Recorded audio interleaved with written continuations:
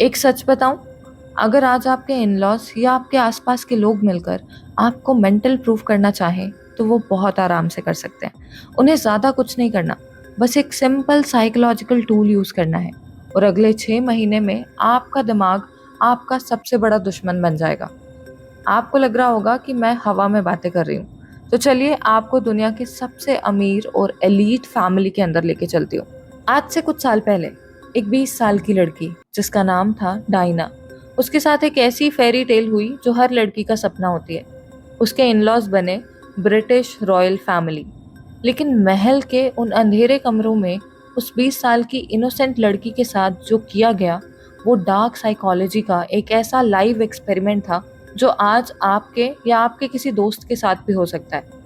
So welcome to beyond obedience. आज मैं आपको सिर्फ कहानी नहीं सुनाऊंगी, आज हम बात करेंगे उन 5 शॉकिंग और टॉक्सिक सीक्रेट्स की जो बकिंगम पैलेस ने पूरी दुनिया से छुपाई। हम देखेंगे कि कैसे एक परिवार ने मीडिया का यूज करके एक लड़की को पूरी दुनिया के सामने मेंटल प्रूफ कर दिया। कैसे उसके अपने परिवार ने, उसके अपने पेरेंट्स ने उसे सपोर्ट करने की बजाय एडजस्ट करो बोलकर उस जेल में अकेले मरने को छोड़ दिया। और सबसे बड़ा सस्पेंस जो इस वीडियो की एंड में आपको शॉक कर देगा कि क्या डायना की मौत सच में एक एक्सीडेंट थी या उस सिस्टम से आज़ाद होने की एक साजिश, जिसका इशारा उन्होंने अपनी मौत से पहले एक लेटर में खुद किया है। अगर आपने आज इस वीडियो को स्किप किया तो शायद आप कभी समझ नहीं पाएंगे कि जब आपके आसपास के कंट्रोलिंग लोग आपका माइंड मैनिपुलेट करते हैं तो उन्हें पहचानना कैसे है। और हाँ, ये सिचुएशन सिर्फ उनकी नहीं है। आज के टाइम पर भी हमारी सोसाइटी की बहुत सी लड़कियां बिल्कुल इसी सेम मेंटल ट्रैप और मैनिपुलेशन में फंसी हैं। So let's start from the point number 1। They tried to prove her mental. शादी के कुछ ही टाइम बाद डायना को जब पता चला कि उनके हस्बैंड प्रिंस चार्ल्स उन्हें चीट कर रहे हैं और उनका अपनी एक्स गर्लफ्रेंड के साथ अफेयर चल रहा है, किसी भी नॉर्मल लड़की की तरह जब डायना ने इस बात पर आवाज़ उठाई, चार्ल्स से सवाल किए और अपने इन-लॉज के सामने ये बात रखी, तब उन लोगों ने उसे सपोर्ट करने की जगह एक बहुत ही गंदा गेम प्लान किया। चार्ल्स और उनके घर वालों ने डायना को हर रोज ये जताना शुरू कर दिया कि तुम्हारा दिमाग खराब हो चुका है, तुम पागल हो, तुम हर वक्त वहम करती हो, तुम्हें हेल्यूसिनेशन होते हैं। वो सच को छुपाने के लिए डायना को ही मेंटल साबित करने पर उतर आए। मॉडर्न साइकोलॉजी में इसे गैस लाइटिंग कहते हैं। एक ऐसा दिमागी गेम जहां सामने वाले को इतना सुनाया जाता है कि वो खुद पर ही शक करने लगता है। और इस मेंटल क्रुएलिटी का डायना के दिमाग पर इतना बुरा असर हुआ कि वो सिवियर डिप्रेशन में चली गई। उन्हें बुलिमिया नाम का एक ईटिंग डिसऑर्डर हो गया, जिसमें वो स्ट्रेस के मारे बहुत सारा खाना खाती थी और फिर घबराहट में खुद वॉमिटिंग करती थी।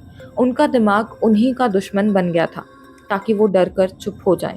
और यही सेम चीज़ें आज हमारी सोसाइटी में भी होती हैं। जब भी कोई लड़की अपने इन-लॉज के गलत रवैये के खिलाफ बोलती हैं तो पूरा परिवार मिलकर उसे ही साइको और पागल बनाने की कोशिश करने लगता है ताकि उसकी आवाज़ को हमेशा के लिए दबा दिया जाए। अब बात करते हैं हमारे दूसरे पॉइंट की, महल या जेल। Every breath was monitored.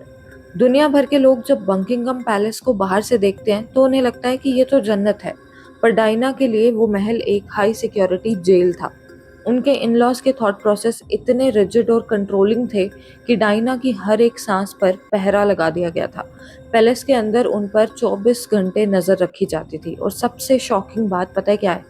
उनका जो अपना पर्सनल स्टाफ था, जैसे उनकी मेड्स, उनके शेफ या उनके गार्ड्स, वो सब डायना के साथ बिल्कुल लॉयल नहीं थे। वो सब उनके इन-लॉज के लिए जासूसी करते थे।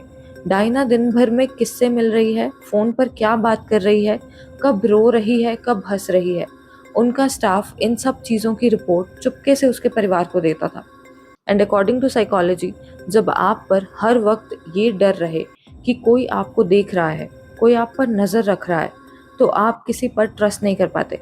आपका सेल्फ कॉन्फिडेंस ख़त्म होने लगता है और आप धीरे धीरे उनके मुताबिक ढलने लगते हो और आपको पता भी नहीं लगता।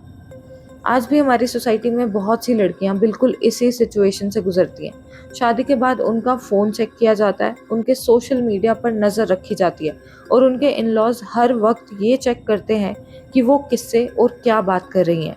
ये उन्हें सिक्योर करने के लिए नहीं, बल्कि उनके थॉट प्रोसेस को गुलाम बनाने के लिए किया जाता है।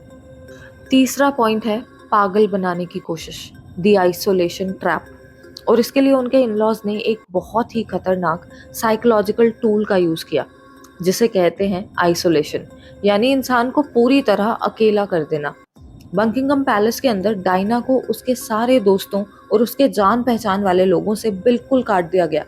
उन्हें उनके पुराने दोस्तों से मिलने की परमिशन तक नहीं थी, और उनके परिवार के लोग उन्हें हर वक्त ये एहसास दिलाते थे कि उस दुनिया में तुम्हारा कोई नहीं है, तुम बिल्कुल अकेली हो।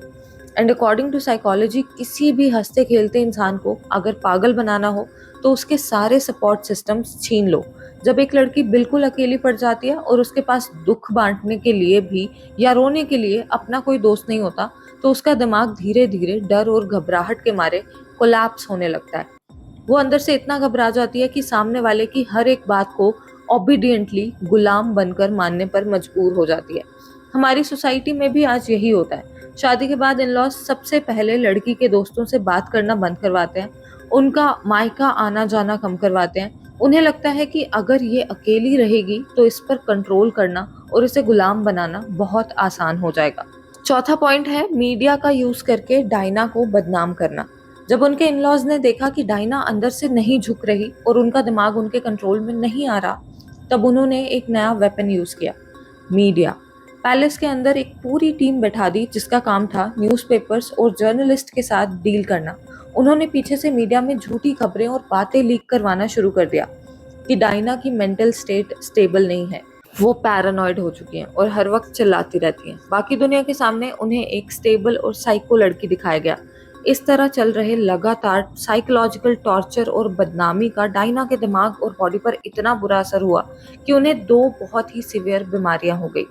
पहली थी सिवियर डिप्रेशन और दूसरी थी बुलिमिया, एक बहुत ही खराब ईटिंग डिसऑर्डर। अब समझते हैं ये बीमारियां होती क्यों हैं। जब आपका दिमाग हर वक्त डर और घबराहट में रहता है और आपको लगता है आप हर तरफ से घिर चुके हो और आपका कोई नहीं है, तब आपका ब्रेन केमिकल बैलेंस खराब हो जाता है, जिससे इंसान डिप्रेशन में चला जाता है। और बुलिमिया तब होता है जब इंसान अपने इमोशनल पेन एंड स्ट्रेस को कंट्रोल नहीं कर पाता। तो वो डर के मारे बहुत सारा खाना एक साथ खाती थी और फिर घबराहट और गिल्ट के मारे खुद फोर्सफुली वॉमिटिंग करके उस खाने को निकाल देती थी। डायना ने इस दुख और बीमारी से बरसों तक अकेले सफर किया। वो पूरी दुनिया के सामने हंसती थी, पर अकेले में उनका दिमाग उन्हें हर रोज मार रहा था। आज भी हमारी सोसाइटी में जब टॉक्सिक लोग किसी लड़की को घर के अंदर नहीं दबा पाते, तब वो बाहर रिश्तेदारों और मोहल्ले में झूठी खबरें फैलाना शुरू कर देते हैं कि लड़की ही बददिमाग है, पागल है, इसका तो कैरेक्टर ही खराब है, ताकि लड़की हर जगह से अकेली पड़ जाए। हमारा आखिरी और सबसे शॉकिंग पॉइंट है द डार्क एंडिंग, मौत या साजिश। जब डायना ने उस टॉक्सिक परिवार के आगे कंप्लीटली सरेंडर करने से मना कर दिया, तो उन्होंने बकिंगम पैलेस को हमेशा के लिए छोड़ दिया। उन्होंने एक एक्सप्लोसिव लाइव टीवी इंटरव्यू दिया जहां उन्होंने पैलेस के सारे झूठ और अफेयर के बारे में बताया।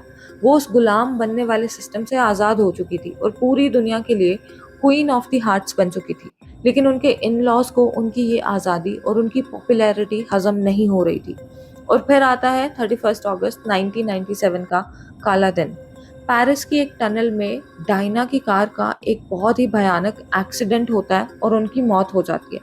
दुनिया को बताया गया ये सिर्फ एक आम एक्सीडेंट था जो मीडिया एंड पेपराज़ी से बचने के चक्कर में हुआ। लेकिन सच पता है क्या था? आज भी बहुत से लोग इसे एक प्लान्ड मर्डर और एक बहुत बड़ी साजिश मानते हैं।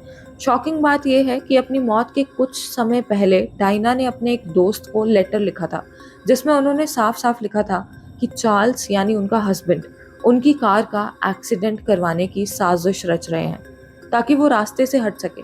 उन्हें पहले से पता था कि उनकी जान को खतरा है। कहा जाता है कि उस रात टनल के सारे सीसीटीवी कैमरास अचानक बंद हो गए थे और कार के ड्राइवर का दिमाग और बॉडी बैलेंस भी नॉर्मल नहीं था।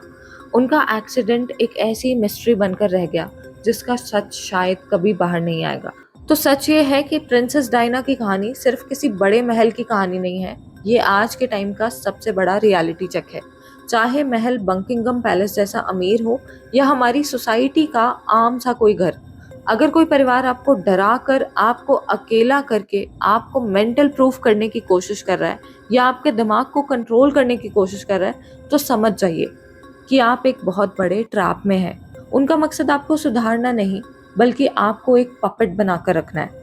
डायना ने उस सिस्टम के आगे घुटने टेकने से, ओबीडिएंट बनने से साफ मना कर दिया था, चाहे इसके लिए उन्हें अपनी जान गंवानी पड़ी।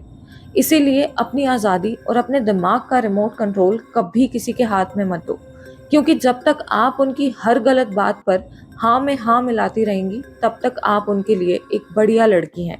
पर जिस दिन आपने अपने लिए आवाज़ उठाई या गलत को गलत कहा, वो पूरी दुनिया के सामने आपको पागल प्रूफ कर देंगे। And if you like such videos and want to see this type of content, then do subscribe to my channel and follow.